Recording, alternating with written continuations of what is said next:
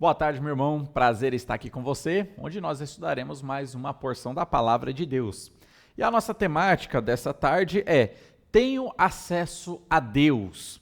Nós usaremos aqui Efésios capítulo 2, 17 e 18 como versículos bases para que nós possamos aprender que nós, que somos filhos de Deus, meus irmãos, nós temos acesso direto a Deus através do Espírito Santo.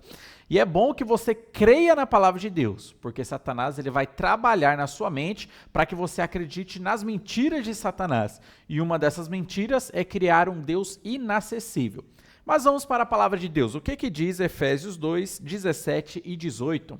Esses dois versículos dizem assim: E vindo, evangelizou paz a vós outros que estáveis longe, e paz também aos que estavam perto. Porque por ele, ou por Cristo, ambos temos acesso ao Pai em um Espírito. Meus irmãos, Paulo, nesse contexto, ele estava aprisionado e ele estava explicando para a igreja de Éfeso, que era formado tanto por judeus quanto por gentios, que todos esses povos, esses dois grupos de pessoas, tanto judeus quanto gentios, têm acesso a Deus, têm acesso ao Pai Celestial através de Jesus Cristo, através do Espírito Santo. Meus irmãos, pense aí numa autoridade política. Qual nome vem aí na sua mente? Então pense aí numa autoridade política. Bom, não sei qual que você tenha pensado. Talvez você pensou, por exemplo, no nosso presidente, o Lula. Talvez você pensou no Alexandre de Moraes, que está ficando famoso aí na internet. Imagine nessa autoridade política que você pensou. Você conseguiria ter uma audiência com essa autoridade política? Olha, eu acredito que não. Então, algumas pessoas nós percebemos da nossa política, eles são inacessíveis. Você não consegue ter uma audiência com o presidente ou com o ministro para você ali reclamar, para você colocar o seu ponto de vista. Você não consegue ter uma audiência. Eles são inacessíveis. Você não consegue ter acesso a essas pessoas. E o que acontece na vida espiritual?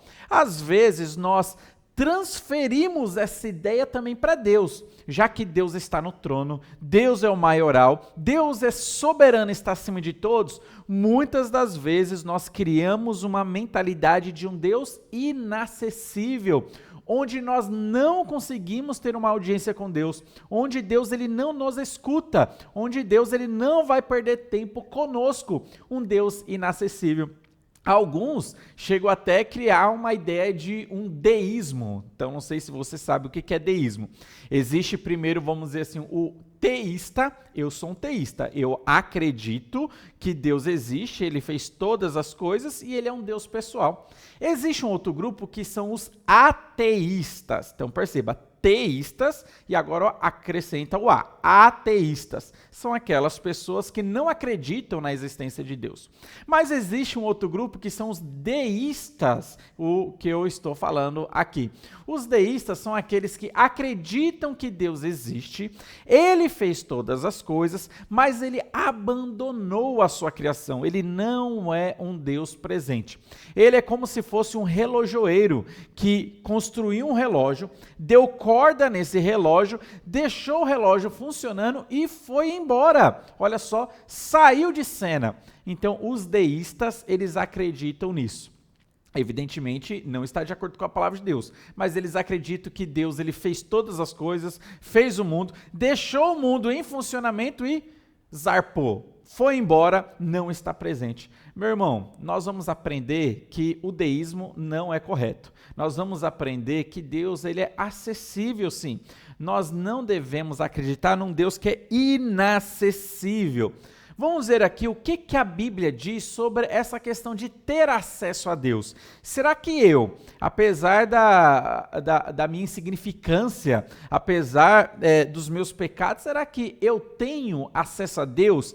Eu, que sou filho de Deus, crio em Jesus Cristo, eu posso ter acesso a Deus? Ou eu vou criar uma caricatura de Deus, como se fosse um político inacessível, que eu não consigo ter uma audiência com ele? Olha só o que diz Hebreus capítulo 4, versículo 16, diz assim: Acheguemo-nos, Meus irmãos, grife isso na sua Bíblia. Grife logo esse verbo aí na sua Bíblia. Acheguemo-nos, portanto, confiadamente, junto ao trono da graça, a fim de recebermos misericórdia e acharmos graça para socorro em ocasião oportuna. A palavra de Deus nos conclama para que nós nos aproximemos de Deus. Acheguem-se a Deus. Nós podemos nos achegar ao trono da graça. Nós temos acesso a Deus. A palavra de Deus, em toda ela, diz que nós podemos ter uma audiência com o Senhor. Nós temos acesso a Deus. Nós podemos orar ao Senhor. Você pode viver uma vida com fé, sabendo que Deus te ouve, sabendo que Deus está presente e sabendo que a qualquer momento você pode se aproximar, se achegar a Deus, mostrar diante de Deus as suas queixas, como os salmistas faziam. Mostrar diante de Deus as suas demandas, apresentar a Deus seus pedidos, apresentar a Deus os seus agradecimentos. Você tem acesso ao Senhor. Deus não é um político inacessível. Não, Deus, nós percebemos que Ele é acessível, nós temos acessibilidade ao Senhor. Você pode se aproximar de Deus. João, capítulo 14, versículo 6, Jesus Cristo, ele fala: eu sou o caminho, a verdade e a vida, ninguém vem ao Pai senão por mim. Note que nós temos acesso a Deus através de Jesus Cristo. Jesus Cristo, ele abriu o caminho para que nós possamos ter acesso a Deus. É como o povo de Israel que estava no Egito, onde Deus abriu um caminho para que o povo de Israel pudesse atravessar para o outro lado. Jesus Cristo é esse caminho. Jesus Cristo, ele abriu o caminho, ele é o caminho para que nós possamos nos aproximar de Deus. Olha só também o que diz Efésios, capítulo 3, versículo 12, diz assim: pelo qual temos ousadia e acesso com confiança mediante a fé nele. Em Jesus Cristo, nós temos acesso a Deus. Nós podemos confiar que nós podemos nos aproximarmos de Deus na presença de Deus. Evidentemente, Jesus Cristo já é Deus e Jesus Cristo nos conduz à plenitude de Deus. E nós aprendemos mais sobre Deus através de Jesus Cristo. Meus irmãos, o que nós podemos perceber nesses poucos versículos que nós apresentamos aqui? Primeiro, que Deus nos ama. Deus, ele ama você profundamente. Ele nos ama de tal maneira, é a expressão que a Bíblia usa para mostrar a grandiosidade do amor de Deus sobre a nossa vida. E nós não precisamos ter medo de nos aproximarmos de Deus.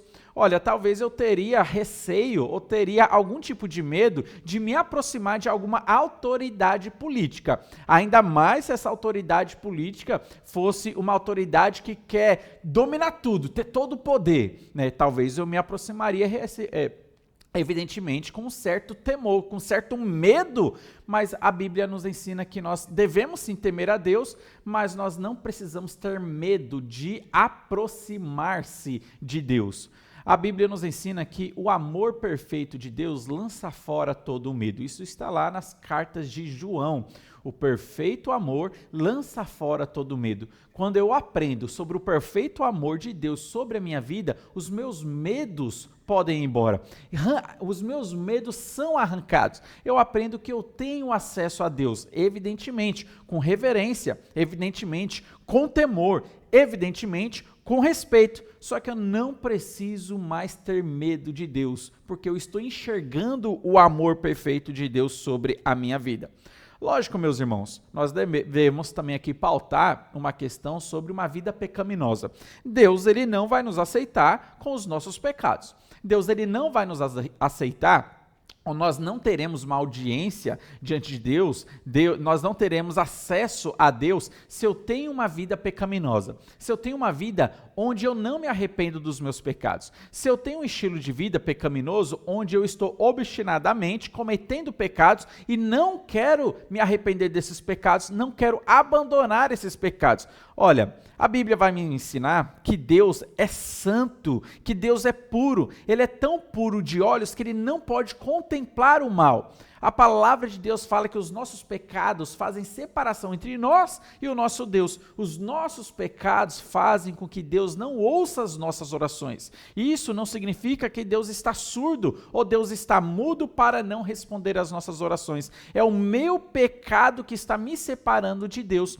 Perceba, nós temos acesso a Deus, só que eu preciso me aproximar de Deus em santidade. Eu preciso me achegar a Deus com santidade e sacralidade na minha vida. Eu tenho que me arrepender dos meus pecados. Eu tenho que me aproximar de Deus com um coração contrito, um coração arrependido, porque com os meus pecados, Deus, ele não vai me ouvir. Deus não vai me aceitar. E fica uma palavra de alerta para nós que somos crentes lá em Hebreus capítulo 10.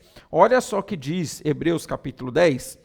Eu lerei do 26 ao 31, que diz assim, sobre a questão de castigo sobre o pecado na vida do crente. Diz assim: porque se vivermos deliberadamente em pecado, depois de termos recebido o pleno conhecimento da verdade, já não resta sacrifício pelos pecados. Pelo contrário, certa expectação horrível de juízo e fogo vingador, prestes a consumir os adversários. Sem misericórdia morre pelo depoimento de 2 ou 3 testemunhas quem tiver rejeitado a lei de Moisés. De quanto mais severo castigo julgais, vós será considerado digno aquele que calcou aos pés o Filho de Deus e profanou o sangue da aliança com o qual foi santificado e ultrajou o Espírito da graça? Ora, nós conhecemos aquele que disse: a mim pertence a vingança, eu retribuirei. E outra vez, o Senhor julgará o seu povo. Horrível coisa é cair nas mãos do Deus vivo.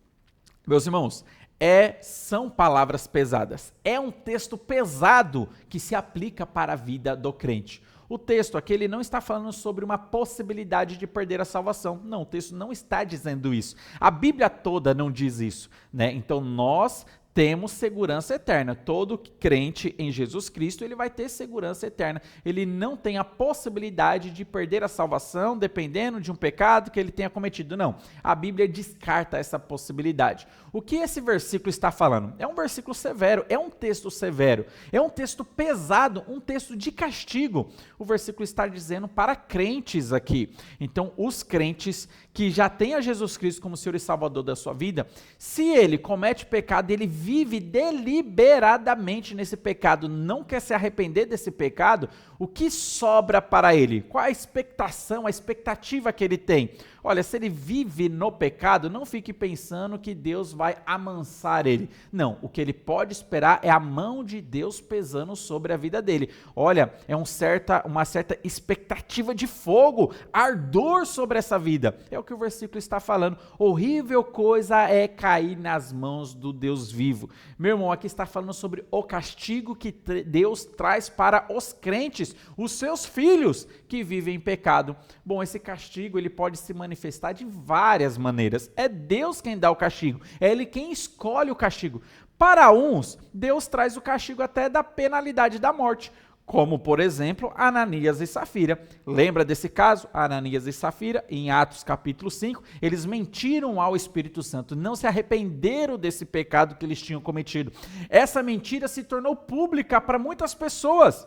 E aí foi revelado o pecado deles. Como foi o castigo de Deus para a vida deles? Eles morreram ali instantaneamente aos pés de Pedro, quando eles foram confrontados pelo pecado que eles tinham cometido. Então, para alguns, Deus vai trazer a morte. Para outros, bom, Deus é quem vai administrar a penalidade do castigo que o pecado ele vai então receber.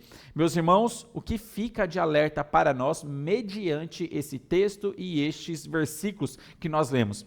Que nós devemos andar diante do Senhor com uma vida limpa, nós devemos buscar a santificação constantemente e nós devemos buscar sempre obedecer ao Espírito Santo que está dentro de nós, não o entristecendo, mas evidentemente nós somos pecadores, vamos cometer pecados todos os dias, toda vez que você cometer pecado, que você seja rápido em pedir perdão, que você tenha uma prontidão de largar o pecado, você tenha uma prontidão de abandonar o pecado, porque é dessa maneira que nós alcançamos a misericórdia do Senhor. Ou melhor, é a misericórdia do Senhor que nos alcança mediante o nosso arrependimento. Meus irmãos, nós devemos andar em santidade. Nós temos acesso a Deus, nós temos acesso ao Pai Celestial e nós podemos confiar nisso. Então, meu irmão, saiba disso. Deus, ele te ama. Deus, ele quer o bem para a sua vida. E você tem acesso a Deus mediante o Espírito Santo que habita dentro de você. Romanos até nos diz que o Espírito Santo conserta até as nossas orações, porque nós não sabemos orar como convém, mas o Espírito Santo intercede por nós com gemidos inexprimíveis, ou seja, palavras que nós não conseguimos usar, o Espírito Santo, ele fala com Deus dessa maneira, de uma maneira limpa, de uma maneira direta, ele corrige as nossas orações. É como se fosse no celular, aquela correção ortográfica que você está digitando e o celular mesmo vai corrigindo, é o que o Espírito Santo faz com as nossas orações. Muitas vezes nós não sabemos orar como convém, mas o Espírito Santo, ele também conserta as nossas orações. Meus irmãos, nós temos acesso a Deus através do Espírito Santo. A igreja de Deus tem acesso a Deus através do Espírito Santo. E você pode confiar nisso em Deus. Ele não é um político inacessível. Ele é um Deus soberano, criador, amoroso, misericordioso, que está de braços abertos, esperando você se aproximar dele. Acheguemo-nos confiadamente junto ao trono da graça, para que nós possamos ser abençoados pelo Senhor em ocasião oportuna. Que Deus abençoe grandemente sua vida, que a sua fé seja fortalecida através dessa palavra de Deus, sabendo que você tem acesso a esse Deus. Que Deus abençoe grandemente você e toda a sua casa.